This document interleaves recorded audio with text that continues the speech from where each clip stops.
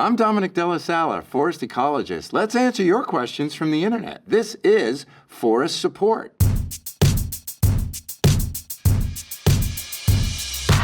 At Unruly Obnoxious asks, I wish there actually was a mother tree like they showed in Avatar.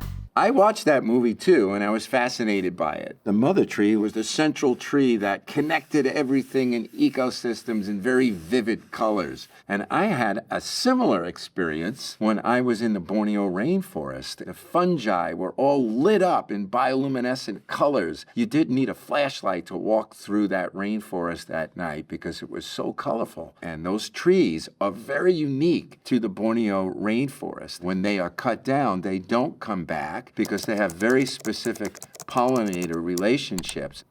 So Gaffer9 asks, how do forests regenerate after fires naturally? Seeds blown in from outside the fire zone. One of the fascinating things about forest is, after a severe fire that kills all the trees, it's not an ecological catastrophe. In the ashes, they will release cones, like the serotinous cones of lodgepole pine that need intense heat to burst open their seed cones. There are trees that will sprout after a fire, like a madrone. They will take advantage of this nutrient-rich environment to release their seeds in a seed rain so that their progeny will develop into the next forest. So life and death are both important in a forest and are both needed for the healthy systems to function.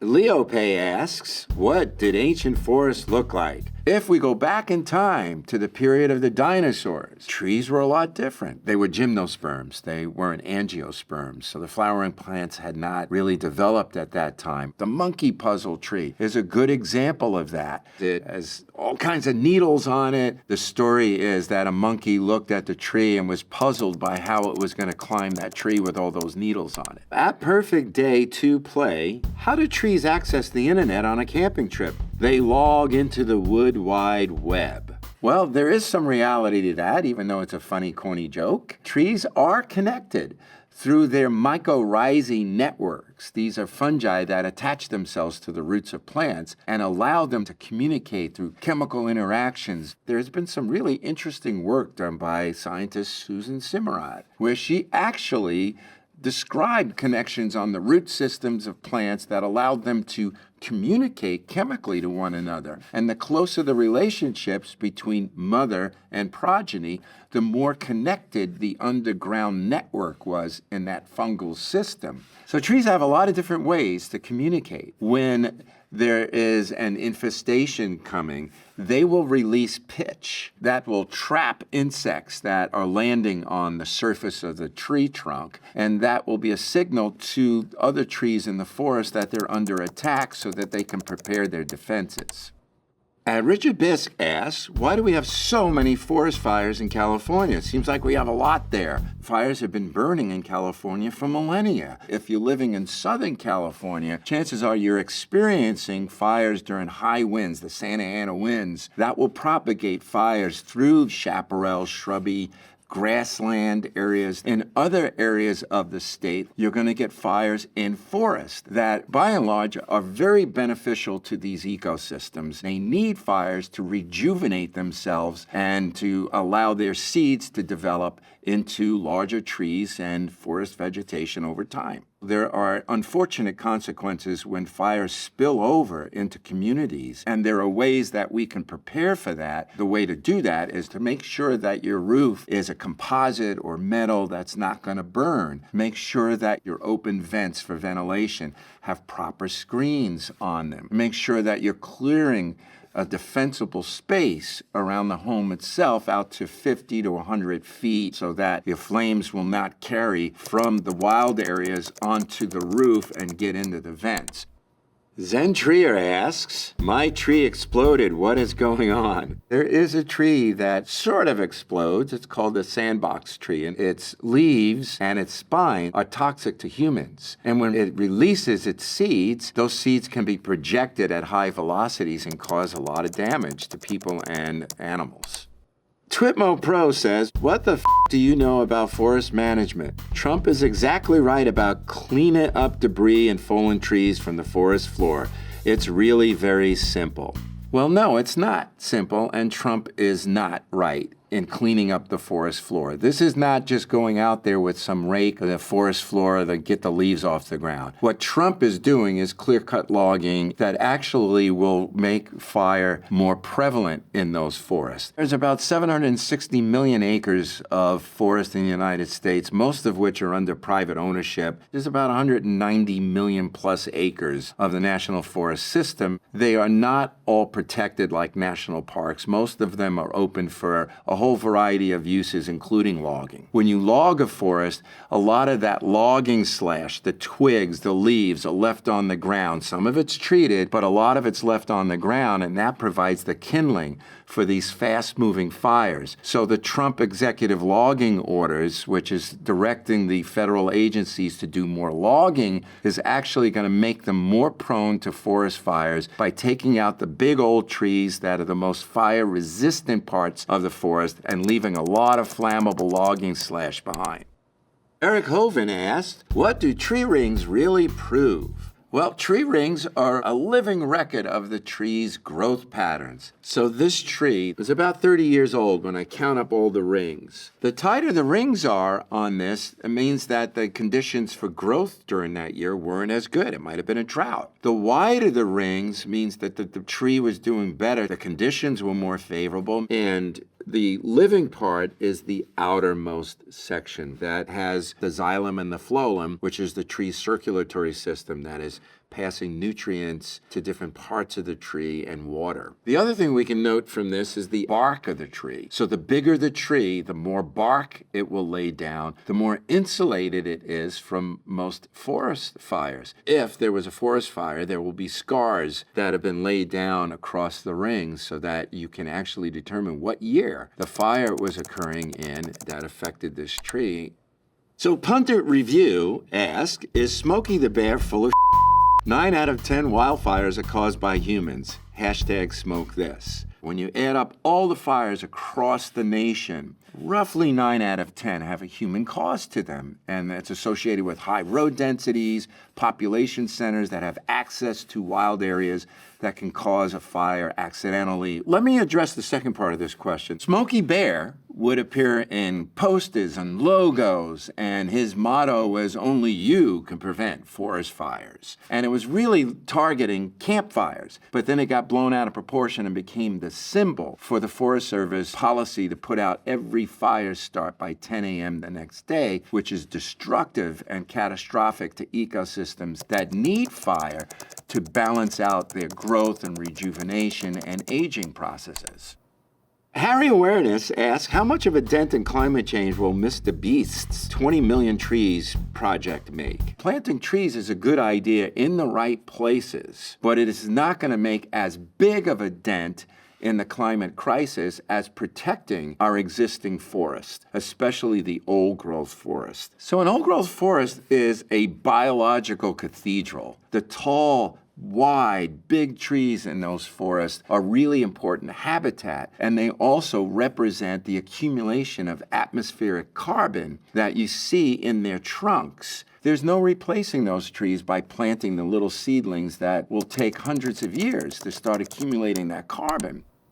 At Oliver Hangout asks, I have to do a presentation in biology and I have to present 9 slides about the boreal forest. Like, what the is a boreal forest? They are cool forests found in places that are very cold. As you can see, the green area on this illustration, just below the Arctic Circle, is where these forests occur. They have all kinds of different tree species growing in some extreme conditions where we get a lot of snowfall. You'll get conifer trees like pines, and you'll get some hardwoods like aspens. They are the places where most of our migratory birds wind up during the breeding season. The boreal will support up to 1 billion birds during the summertime. There are other kinds of forests that exist around the planet. The next latitudinal zone are the temperate regions. In the United States, most of our forests are temperate. If you go to the Appalachian Trail or the Pacific Crest Trail and you're hiking through those areas in the forest, you're in a temperate zone. The temperate forests have all kinds of really interesting tree species. They're a mixture of oaks, conifers, and aspens.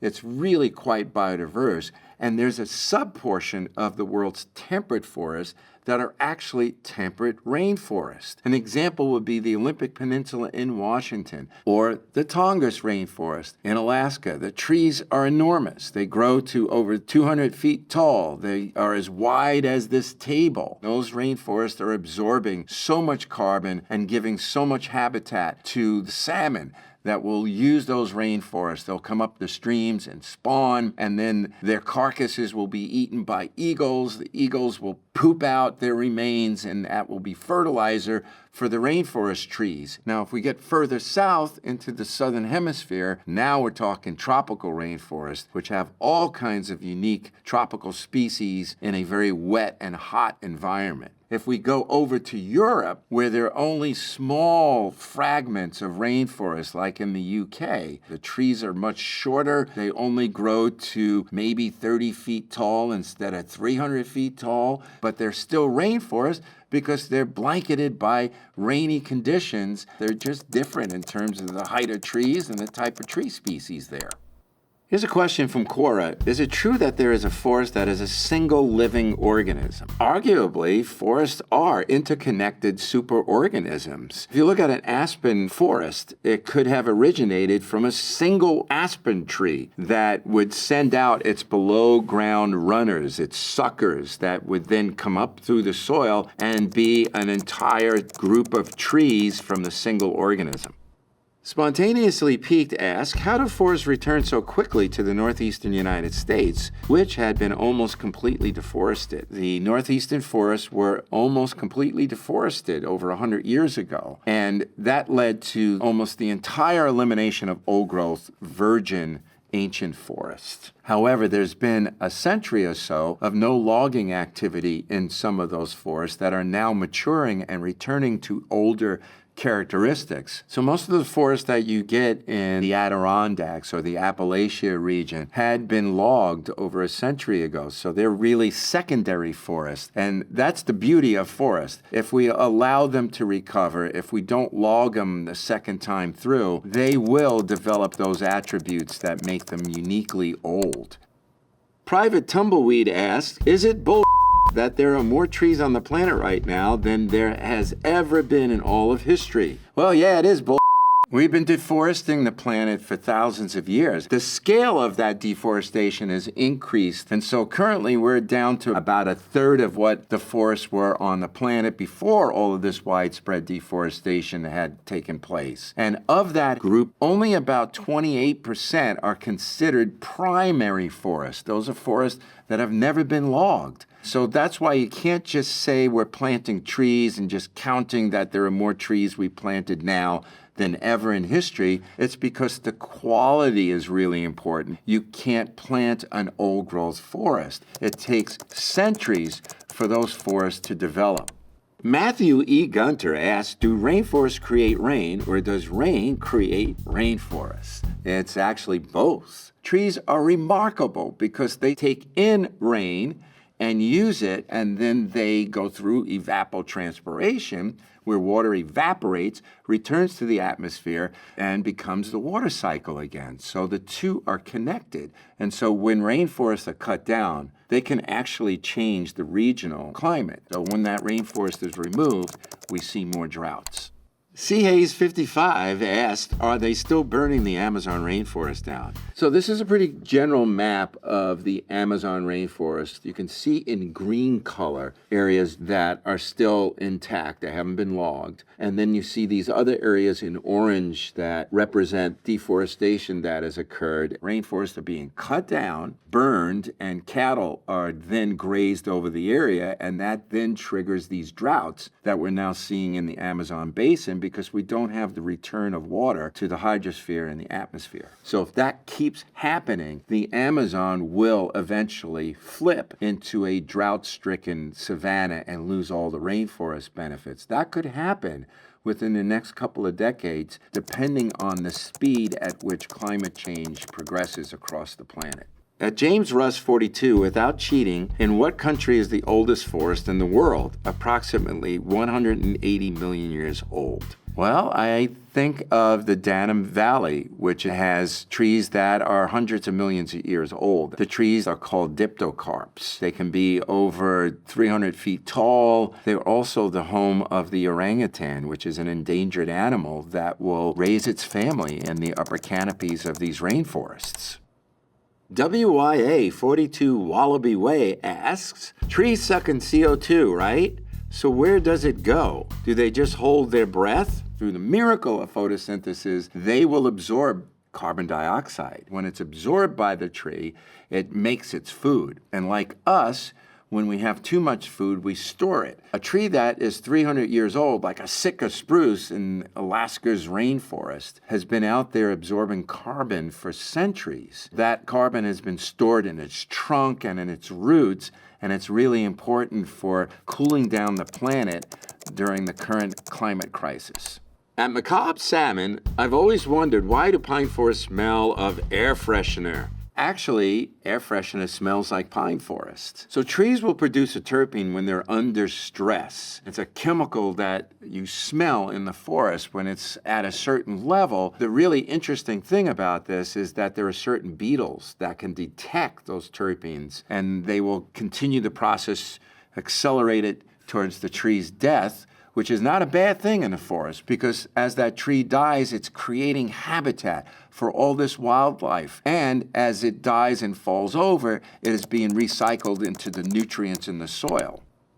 At Carter KR, I'm writing an essay on anthropogenic natural disturbances on a forest ecosystem, which is a fancy way of saying things that up trees. Well, things that really are not good for trees are clear-cut logging. When we go in there with chainsaws and we kill all the trees, that causes a major unnatural disturbance to the forest ecosystem, which causes all kinds of problems for wildlife habitat, which releases carbon to the atmosphere because the trees are no longer storing it, and it also can damage water supplies because you need to have a road system for most of these places that are doing logging, and those roads are funneling all kinds of sediment pollution into streams. And when there's a lot of trees dying in the forest, like is happening in the Rockies, that release of chemicals will trigger an outbreak of insects, like in this case the beetle outbreaks, that then kill the trees and turn the forest a kind of red coloration as the needles are dying in those forests. Trees also will experience natural mortality agents. The American chestnut is functionally extinct in the wild. There's a fungal pathogen that is very specific to American chestnut trees and kills them before they can mature and become part of the old-growth forest. At Matt Powers Soil asks, do you know the layers of a forest? Yes, I do know the layers. Let me walk you through the different layers of a tropical rainforest. So if you can imagine yourself on an elevator and you start at the top level, the penthouse, the emergent trees, then you move down a couple of floors and you're in the canopy of the forest, and that is where most of the trees are. Below the canopy, you can get into younger trees. They're the trees that have been suppressed below the dominant canopy. Sometimes there's a tree that dies, creating a gap that will then result in a race to the top as plants try to fill that gap in, taking advantage of the nutrients and the light levels. And then we've got even more complexity on the forest floor. You kind of think of that as the basement of the forest. There's all kinds of different species and mycorrhizae, fungi in some of these forests that add to a layering effect that we see in these older forests. At Mental Symphony asks, quick question, why do trees stop growing at the same height? Me, what kind of high-ass question is that? Trees will stop growing at a certain height. Really good example in California is the coast redwoods. Those trees can get to over 300 feet tall, and they stop growing because they can't get all the nutrients and the water up to the top of the tree canopy. So they will compensate for that by living in the fog belt. And that fog belt surrounds them in moisture so that they don't have to figure out how to get all that water up to their top because they've already got water there from fog. And so the way plants get water and nutrients all the way up to their stem is they have what's called the xylem and phloem tissue. It's like a series of tubes that allows them to get that water up all the way to their stems and out to their twigs and their branches. And it's remarkable. It's like the tree's circulatory system. Here's a question from Cora. What is the difference between a tree farm and a forest? I consider a tree farm where all the trees are planted in rows, like a crop, a monoculture, a Franken-forest, that are grown mostly for timber yield. A forest is a living ecosystem. It's trees interacting with other vegetation, with the soils, with wildlife. The trees are different ages, they're different sizes. When you go into a Franken-forest, the trees are all the same age, there's hardly any structure, there's very little habitat, so you lose all of those special benefits that we get from the natural forest. Jay Super Swan asked, how do controlled burns work? Well, they're not really controlled burns. We like to call them prescribed fires. And so what managers of a forest might do is they might light a fire under certain conditions so that they can clear the understory in a low-intensity burn and reintroduce fire to ecosystems that need frequent fire in a low-intensity way. Ryder Fang Fang is asking, do trees compete with each other in nature? Trees will compete within and across species. When trees come back after like a natural disturbance, the seed rain that happens will give you a lot of tightly spaced trees that are all competing for the same limited nutrients and light levels in a forest, and they'll eventually sort it out because there are winners and losers in competition battles like this, eliminating those that are less fit and less adapted to that site. Some plants will release a chemical called an allelopath, and that will kill surrounding vegetation so that plant will prosper and outcompete its competitors. So those are all the questions for today. Thank you for watching Forest Support.